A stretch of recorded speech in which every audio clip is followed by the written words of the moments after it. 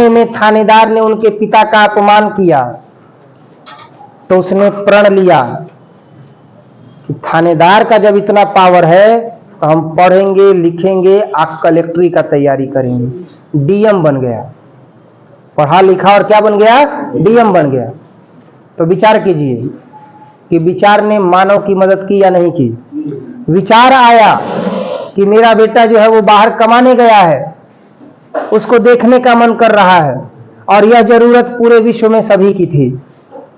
तो मानव ने, किसी एक मानव ने यह विचार किया कि हम कुछ ऐसा बना दें कि बस बटन को प्रेस करें, टच करें और वो व्यक्ति एकदम सामने प्रकट हो जाए।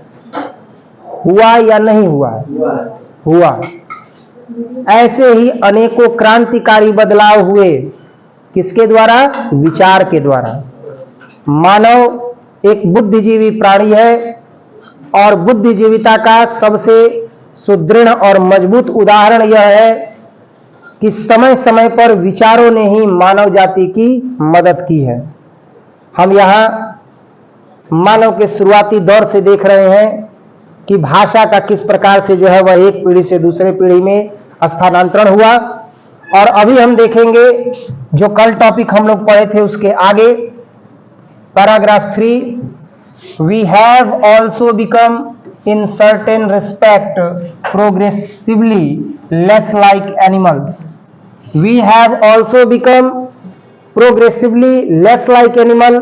हम लोगों ने धीरे धीरे ही विकास किया है जानवरों की तरह। in certain respect, कुछ कुछ पहलुओं में, कुछ कुछ क्षेत्रों में, कुछ कुछ क्षेत्रों में हमने जानवरों की तरह ही धीरे धीरे विकास किया है। आई कैन थिंक, मैं सोचता हूं कि in particular of to respect, वह विकास जो हुआ है दो पहलुओं में हुआ है।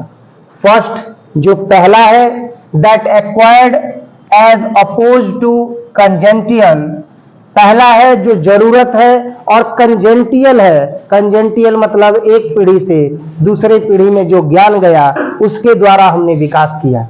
स्किल्स, कला के द्वारा हमने विकास किया। Play a continually increasingly part, और एक बढ़ता हुआ हिस्सा जो है वह लगातार निभाया है स्किल ने, अर्थात कलात्मक ज्ञान ने, इन ह्यूमन लाइफ, मानवीय जीवन के। मानवीय जीवन में अगर सबसे ज्यादा विकास के मार्ग में किसी ने सहायता किया है तो वह उसका कंजेंटियल स्किल है, अर्थात वह उसका जो पैतृक गुण है जो आया हुआ है एक पीढ़ी से दूसरे पीढ़ी में, वो है। एंड सेकेंडली, और जो दूसरा है, that amusing more and more dominates impulse, और जो दूसरा है वो यह है कि ज्यादा से ज्यादा मानना इम्पल्सेस को। In this respect we have certainly become progressively less like animal, और इसी परिप्रेक्ष्य में हम सभी लोग प्रोग्रेसिवली लेस लाइक एनिमल यानी विकास किए हैं धीरे धीरे। किसकी तरह? जानवरों की तरह। जैसे जानवर धीरे धीरे विकास किया, जैसे जानवर पहले जंगल में घुमा करता था, फिर बाद में उसको पालतू बनाया गया, बांधा गया, उससे दूध निकाला गया, दूध पिया गया, फिर कुछ वर्षों के बाद दूध से दही जमाना सीख गए, फिर दही जमाना जब सीख गए तो फिर पनीर भी बनाना सीख गए, छेना बनाना सीख गए, मिठाई बनाना सीख गए। अब वो मिठाई जो बनता है, कई तरह का मिठाई बनता है। वर्तमान समय में भी रोज नया नया छेना का मिठाई बनता रहता है। दूध से खोआ जो बनता है उसका अलग अलग मिठाई बनता रहता है। ज्यादा से ज्यादा जो जीव है, जो जानवर है, एनिमल है, उसको पालतू बनाया जाने लगा।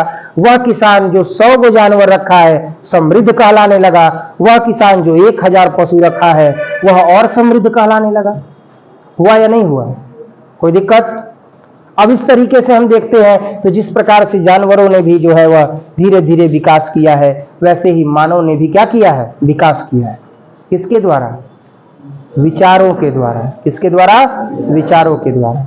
जैसे अगर हम विचार साझा करना चाहें आपके साथ तो कह सकते हैं, चूंकि हम पढ़ा रहे हैं तो मेरे पास वास्तव में जो अनुभव है वो केवल और केवल अध्यापन का है, दूसरा अध्ययन का है, तीसरा अब एक नया है जो गृहस्थ जीवन का है। इसके अलावा मेरे पास और कोई ज्ञान नहीं है, जिसमें सबसे ज्यादा ज्ञान अध्यापन और अध्ययन का है। अध्ययन और अध्यापन दोनों के क्षेत्र में एक चीज है, पढ़ाई धैर्य से होता है। टॉपिक कितना हो भी बड़ा हो, परेशान नहीं होना है, धैर्य के साथ पढ़ना है, समय नहीं देखना है, विषय वस्तु को देखना है कि उस पर मेरा कमांड हो गया या नहीं हुआ। समय देखिएगा 1 घंटा हो गया और अभी तक आपका टॉपिक तैयार ही नहीं हुआ, तो वो 1 घंटा बर्बाद हुआ। आप समय नहीं देखे, आप 10 मिनट में 2 क्वेश्चन याद हो गया, आपका वो 10 मिनट सार्थक हो गया। टॉपिक देखा जाता है।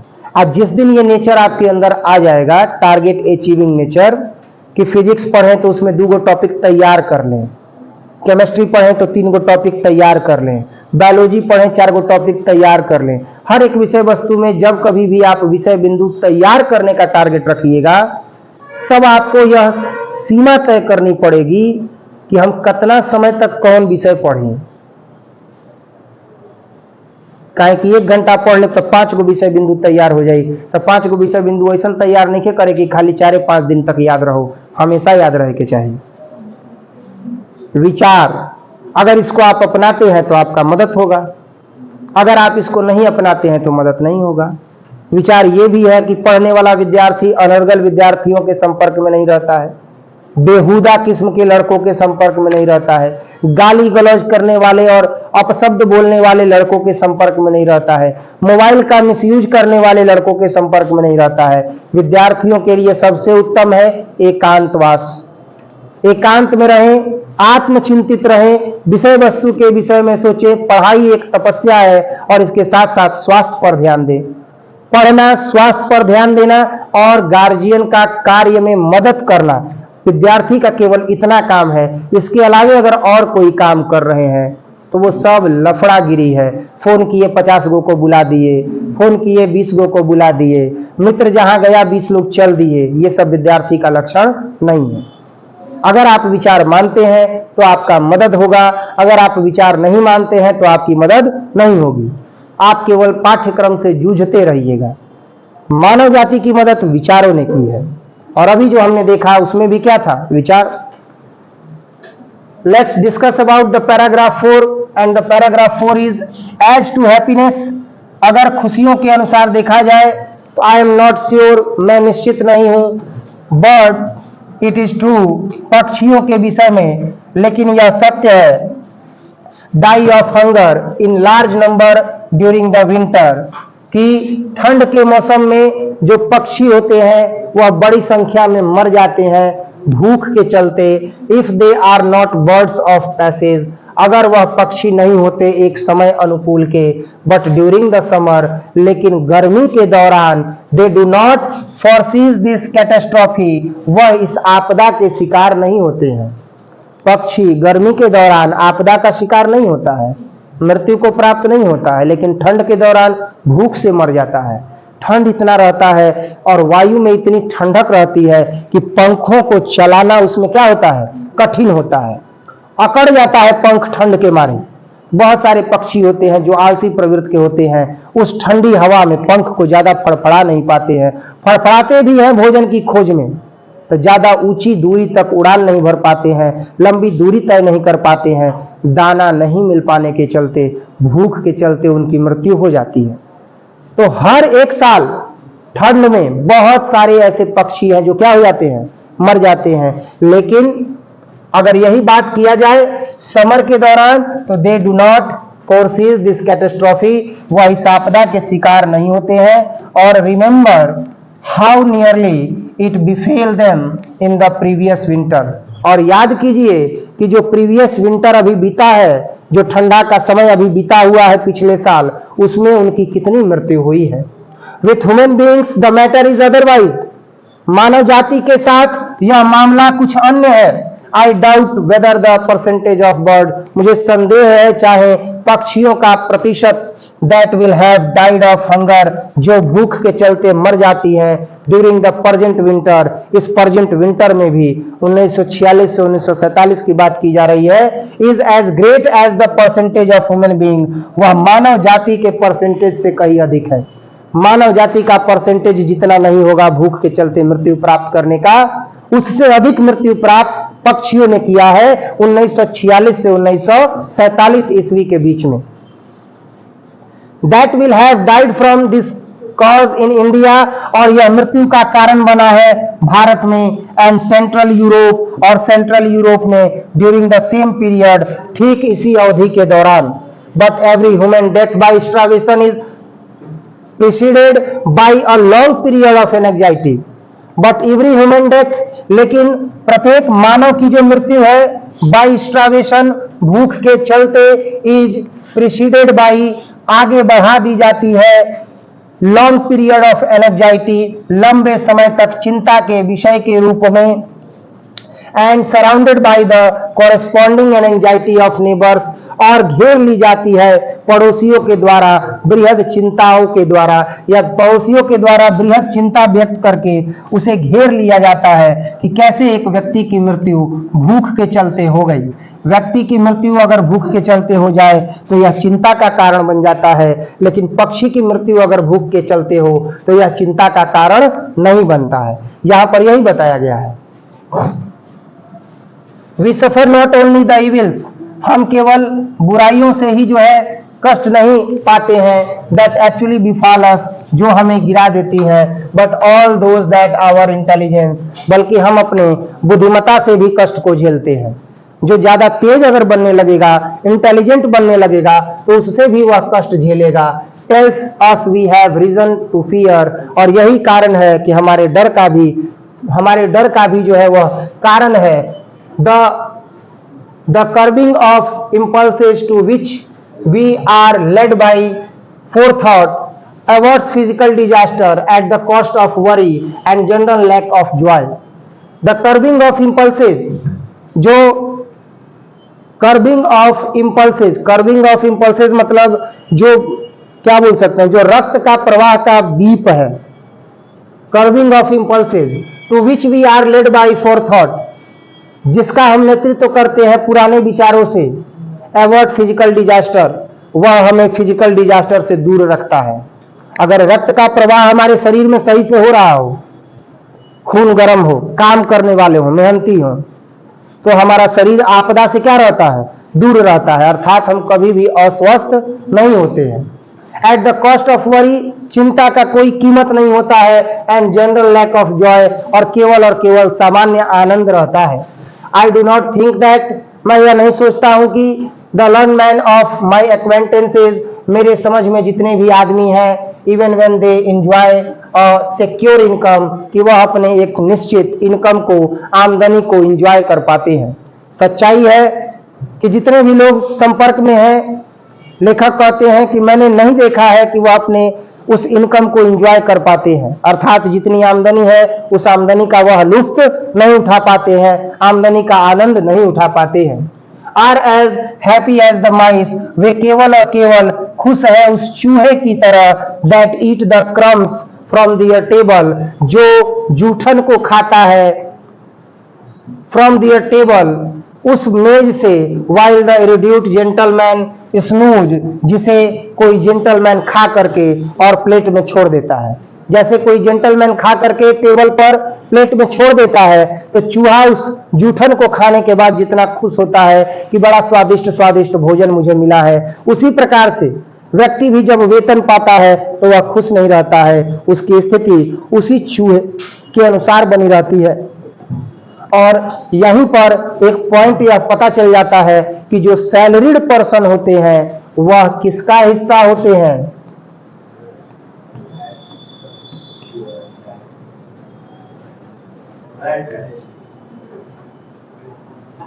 ये एक थ्योरी है जो धनाढ़ और धनी लोग रखते हैं, रैट रेस।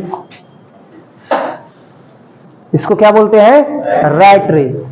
जितने सैलरीड पर्सन है उनको रैट रेस का हिस्सा माना जाता है। 1 तारीख से लेकर के 30 तारीख तक खूब जोर लगाएंगे, तेज दौड़ेंगे ताकि अगले 1 तारीख को कुछ वेतन का लाभ उनको मिल सके। 30 दिन के काम के पश्चात निश्चित समय पर क्या मिल सके, वेतन मिल सके, 1 तारीख को करेक्ट वेतन मिल सके। इसीलिए लोग किसका हिस्सा बनते हैं, रैट रेस का। समझ में आ रहा है ना। 1 से 30 तारीख तक काम करो और 1 तारीख को आपके अकाउंट में मैसेज आ जाए कि your account has been credited with 79,986 rupees. समझ में आ रहा है या नहीं आ रहा है। इसलिए लोग क्या करते हैं, रैट रेस का हिस्सा बनते हैं, चूहे की दौड़ का हिस्सा बनते हैं। इन दिस रिस्पेक्ट, इस पहलू में, therefore I am not convinced, मैं बिल्कुल भी सहमत नहीं हूं, that there has been any progress at all, कि तनिक भी विकास हो सकेगा। वेतन पाने वाले व्यक्तियों के लिए ये कहते हैं कि इस प्रोस्पेक्ट में मैं यही कह सकता हूं कि ऐसे तनिक भी जो है वह विकास नहीं हो पाएगा, यानी that there has been any progress at all, यानी वहां थोड़ा सा भी जो है वह विकास हो पाएगा, ऐसा मैं अब नहीं कह सकता हूं। सैलरीड पर्सन है, चलिए थोड़ा सा आकलन कर लेते हैं सैलरीड पर्सन का, कि सैलरीड पर्सन कितना कमाता है। बिहार पुलिस का पेमेंट, बिहार पुलिस का पेमेंट 32, बिहार पुलिस का पेमेंट 32,000, शुरुआती 28,000। 32,000 में PLI पोस्टल लाइफ इंश्योरेंस कितना चला गया, 5,000। बचा कितना, 12 में से 5 जाएगा 7, 2 कितना आ गया, इसी को लोग पेमेंट बोलते हैं। PLI मतलब पोस्टल लाइफ इंश्योरेंस चला गया 5,000, बचा 27,000। जहां वो व्यक्ति जॉब कर रहा है इसमें से कितना निकाल लेगा, किसके लिए, अपने स्वयं के खर्चे के लिए। कम से कम थोड़ा सा स्टैंडर्ड लाइफ में अगर 30 दिन बिताना है तो वह आराम से 7,000 रुपया निकाल लेगा अपने लिए। बचा कितना, 20,000। चलिए 20,000 रुपया जो बचा बिहार पुलिस के एक सिपाही का, अब वो 20,000 को घर पर भेज दिया या अपने अकाउंट में रखा। इस 20,000 के मुताबिक अब ध्यान दीजिएगा, अगर 20,000 रुपया उसके पास है तो 12 महीने में कितना हो गया, 12 दूनी 24, और कौ जीरो, 4 जीरो, इकाई दहाई सैकड़ा हजार 10,000 लाख, यानी उसे साल भर में कितना पैसा प्राप्त हुआ, 2,40,000। एक बिहार पुलिस का जो पेमेंट है उसके हिसाब से 2,40,000 उसका बचा साल भर में। बाकी तो ठीक है, अपना खर्चा निकाल लिया, घर संपन्न है, घर पर पैसा नहीं भेज रहा है तो इतना पैसा है। अगर घर पर पैसा भेजेगा तो मान के चलो कि घर का खर्चा आज के समय में कम से कम 7,000 में निकलेगा ना भैया। एक तो वो अपने लिए 7 निकाल रहा है, घर पर कम से कम 7,000 भेजेगा या 8,000 भेजेगा। अब इसमें से बचेगा केवल मान के चलो 15,000, और यह आकलन कम हो जाएगा। वह ड्यूटी कितना करता है सिपाही, कल्पना कीजिए, दिन रात एक करता है। साल भर में बचा कितना, 2 लाख। अगर ईमानदार है तब, अब डंडा लेके या ट्रक से वसूले लगी तो ओकर बातें अलग बा। ईमानदार है तो 2,40,000 बचेगा। अगर वह दिन रात मेहनत करेगा व्यवसाय के लिए, जेंटलमैन की तरह बनने के लिए, तो क्या वह इतना ही कमाएगा या साल भर में 24 लाख कमा लेगा? समझ में आया? अब जेकर ईट भट्ठा चलत होके, सोच के देखो, नौकरी करे वाला आदमी साल भर में 2,40,000, आज जेकर ईट भट्ठा चलत होके, एगो टाली ईटा के कीमत 12,000 का, दिन भर में 12 गो टाली ना बेचाई, दिन भर में 12 गो टाली ना बेचाई, 10 गो ना बेचाई। अगर 10 टाली बेचाई तो 1 लाख होगा ना। और फिर अगले दिन तो जे बिहार पुलिस के पेमेंट उठावता साल भर में इतना, वो पता चलल कि मात्र चिमनी भट्ठा मालिक लोग के 5 दिन के काम है या नहीं है? लेकिन अब उसमें खर्चा भी है, लेकिन फिर भी खर्चा व्यवस्थितीकरण करने के बाद भी इस बिहार पुलिस के पेमेंट वाले व्यक्ति से एक चिमनी भट्ठा का व्यवसाय करने वाला व्यक्ति जो दिन रात अपने आप को उसी में झोंका हुआ है, बेहतर कमाता है। समझ में आ रहा है? तो इसीलिए जो चिमनी भट्ठा वाला व्यक्ति है, हमारे यहाँ चिमनी भट्ठा को बहुत बड़ा एक व्यवसाय कहा जाता है, तो तवज्जो दिया जाता है। तो वो जो चिमनी भट्ठा के मालिक हैं वो हो गए जेंटलमैन, टाई वही पहनने वाले, और जो वहां काम करने वाले लोग हैं वो वेतनमान लोग हैं। तो वो रैट रेस का हिस्सा है। समझ में आया या नहीं आया? अब यहां पर हम यही देखते हैं, तो ये जो लेखक हैं वो कहते हैं कि आई एम नॉट कन्विंस, मैं बिल्कुल भी कन्विंस नहीं हूं इस बात से, सहमत नहीं हूं इस बात से, there has been any progress, कि वहां कुछ विकास होता होगा, एट ऑल, तनिक भी, यानी वेतनमान व्यक्ति के यहाँ विकास बड़ा ही धीमी गति से होता है। तो आप ये कहिएगा कि वेतन प्राप्त करने वाला व्यक्ति नौकरी लगते ही कैसे बुलेट ले लेता है, कैसे घर में काम लगा देता है, तो उसको बोला जाता है लोन अमाउंट। अभी जो मैंने आप पर चर्चा करके दिखाया ये वेतन के विषय में, तो वो जो था उसका वेतन था। आज जैसे ही शपथ ले लेता है, वर्दी एकदम पहनने का अधिकारी हो जाता है, तो उसको पहला लोन अमाउंट मिलता है कितना? 8 लाख। कितना? 8 लाख। तो यही वो लेता है व्यक्ति, और तब घर का सारा काम करता है। जिसके घर में अगर कोई है पुलिस उलिस में, तो वो हो सकता है इस बात को जानता हो। फिर वो वेतन से 10,000 12,000 कटने लगता है इसका EMI, और जो शेष बचता है उससे घर परिवार चलता है। समझ में आ रहा है ना? बाकी जो आप देखते हैं कि नौकरी करने वाले का कॉलर टाइट रहता है, वो जितना कॉलर टाइट रहता है वास्तव में अंदर से उसका कॉलर उतना ही क्या रहता है? डाउन रहता है। ये सच्चाई है, क्योंकि वो रैट रेस का हिस्सा है। As to diversity of enjoyments, बदलाव के क्षणों में, however the matter is otherwise, मामला कुछ अन्य हो जाता है। आई रिमेंबर, मुझे याद है, reading an account of some lions, मैंने कुछ शेरों के बारे में जब पढ़ना स्टार्ट किया, who were taken to a moving या who were taken to a movie showing the successful, जो लेकर के आए गए थे दिखाने के लिए मूवी की सफलता पर, depredation of lion in a wild state, एक जंगली राज्य से शेरों को लाया गया, but none of them got any pleasure, लेकिन उनमें से किसी को भी आनंद प्राप्त नहीं हुआ।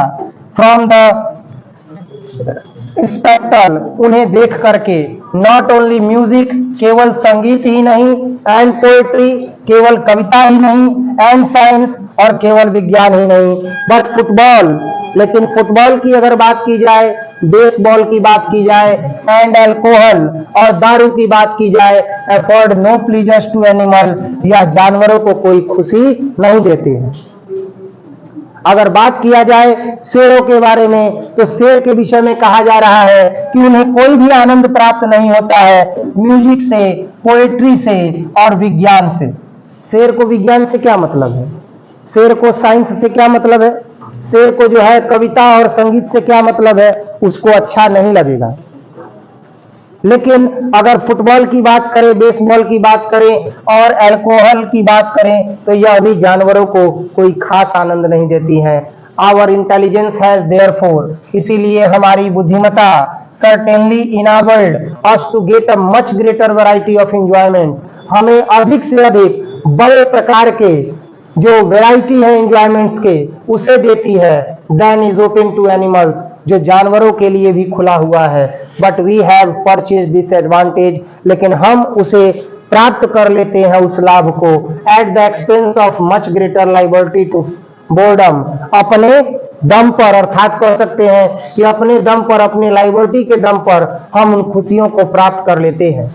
But I shall be told that, लेकिन मैं कहूंगा कि it is neither numbers not multiplicity of pleasures, न तो उसकी कोई संख्या है न कोई गुणक है आनंद का, that make the glory of man, जो आदमी को गौरव दे सके। It is his intellectual and moral qualities, आदमी में इंटेलेक्चुअल और मोरल क्वालिटीज होनी चाहिए, तब जाकर के वो व्यक्ति जो है क्या बन सकता है? तो खुश बन सकता है, खुश हो सकता है और आदमी का गौरव बढ़ सकता है।